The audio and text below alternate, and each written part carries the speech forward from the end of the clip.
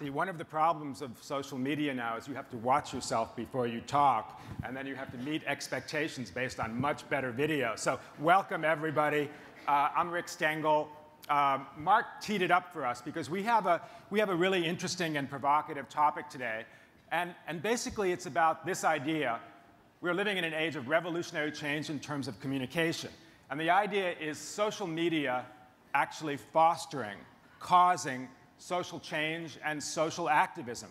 I said to PJ before we came on, I said, is this the greatest tool ever for creating revolutions? And he'll tell you what he said in answer to that. But what we're going to talk about, to me, is it more than just a tool for communication? Is it actually an active engine for social change? And so I want to start with you, Amr, because you were there on the front lines. And what did Facebook and Twitter mean to the Egyptian uprising and to all of you who were risking your lives on the front lines?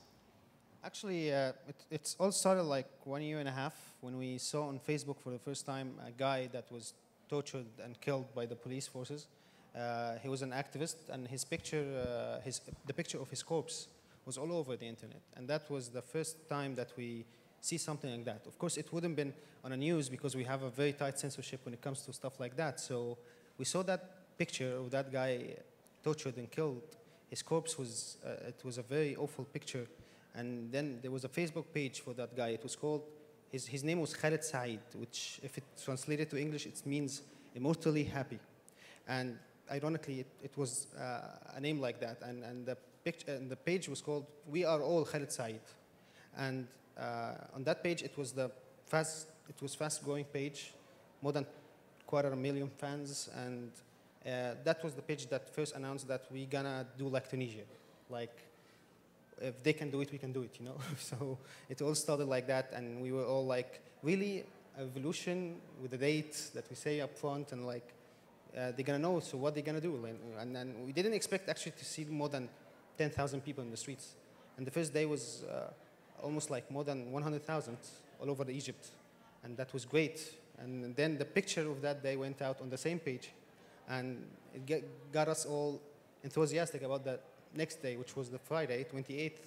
And then it was more than 8 million people in the streets after they saw that picture of the Tahrir Square filled with people asking for the rights. And it was all over only Facebook and Twitter, because we have a very tight censorship, very tough censorship.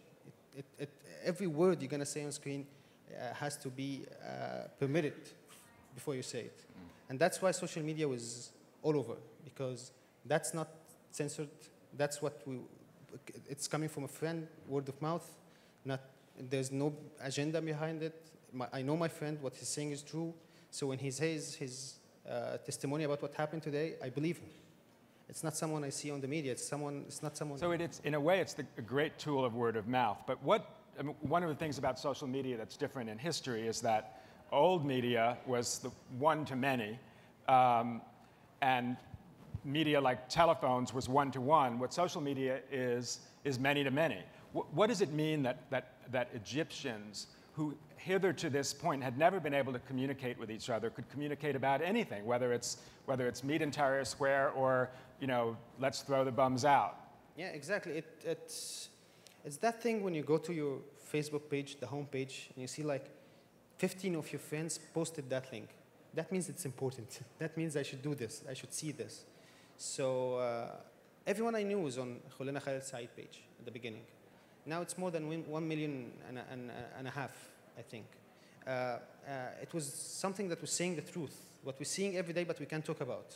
It's about police brutality that we're seeing every day.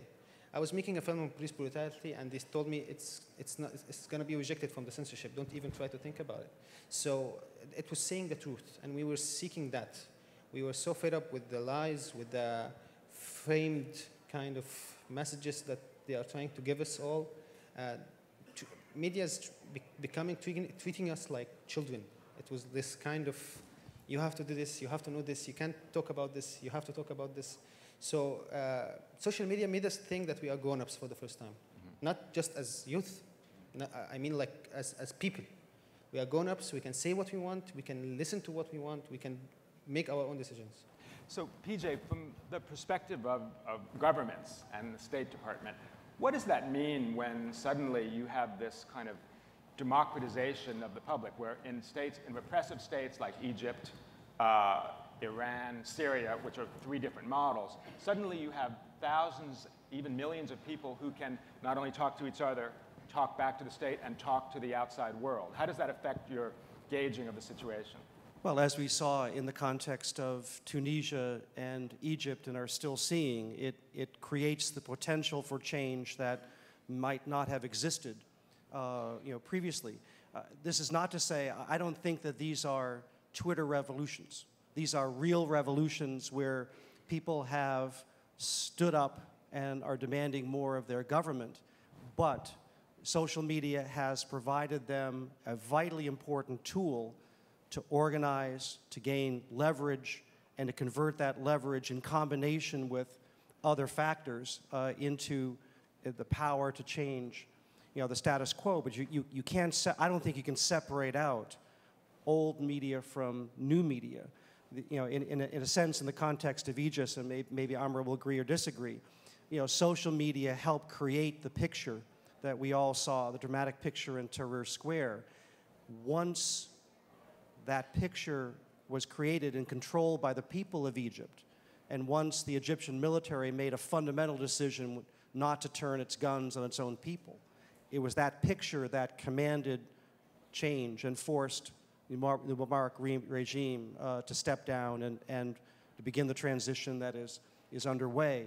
But while there has been push for change in a country like Egypt for decades, it is this new combination, including social media, that doesn't create the revolution per se, but serves as an accelerant that once the movement is formed, it is able to convert that motion into power much more quickly. So we'll posit that it hastens change.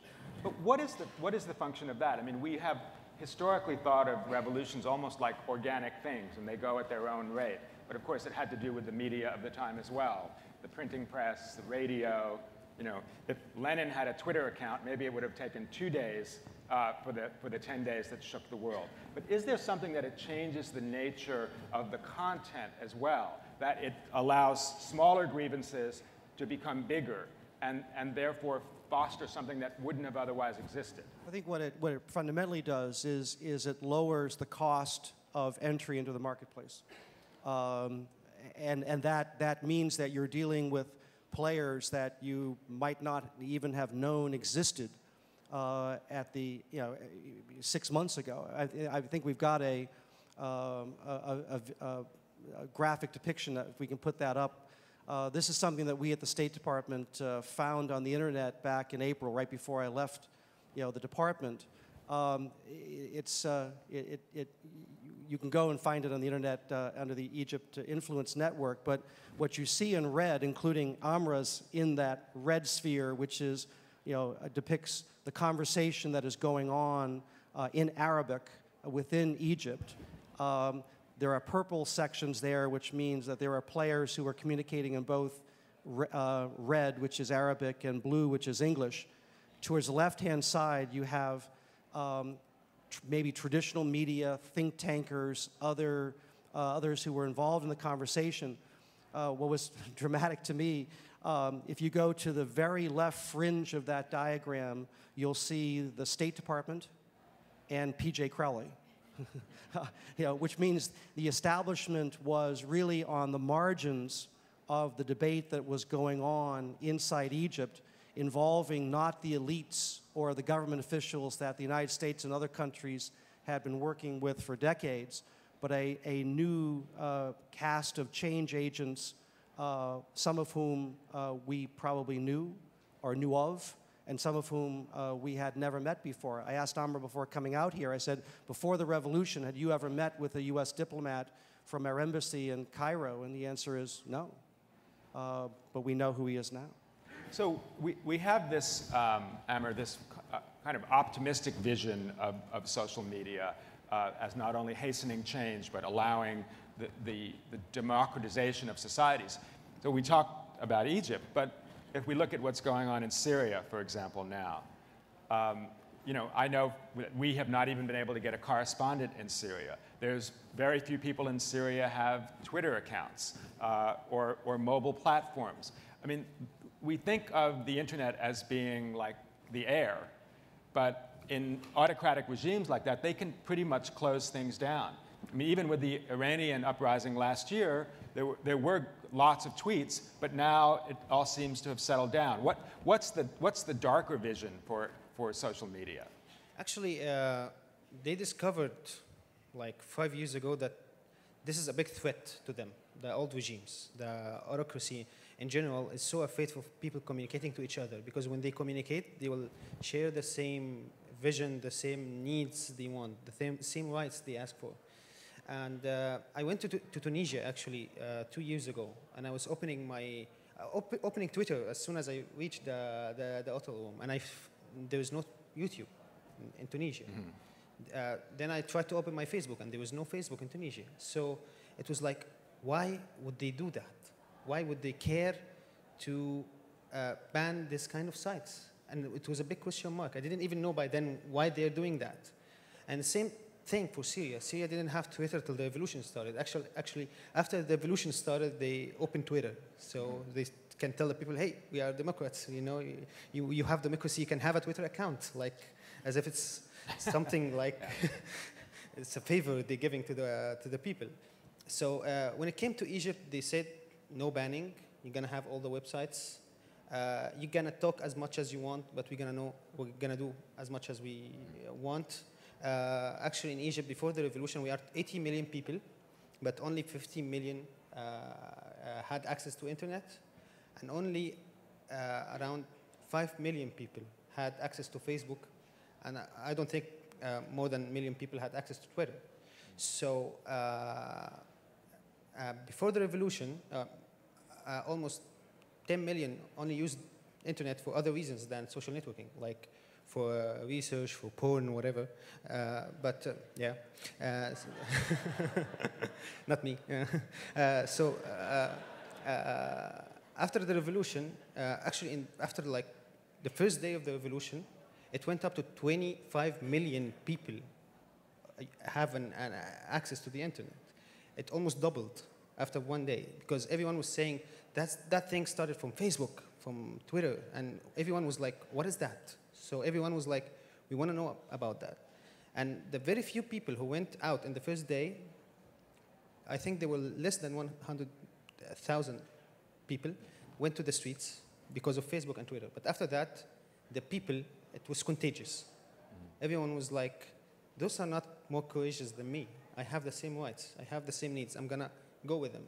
So it all started from, it was the spark from the social networking. Mm-hmm. And after that spark, because it was so ready, people were so ready for something like that. It only needed just one spark to get the fire everywhere, because everyone had this kind of frustration. It was like a volcano, and this spark was just the thing that, the catalyst that made it start. Mm-hmm.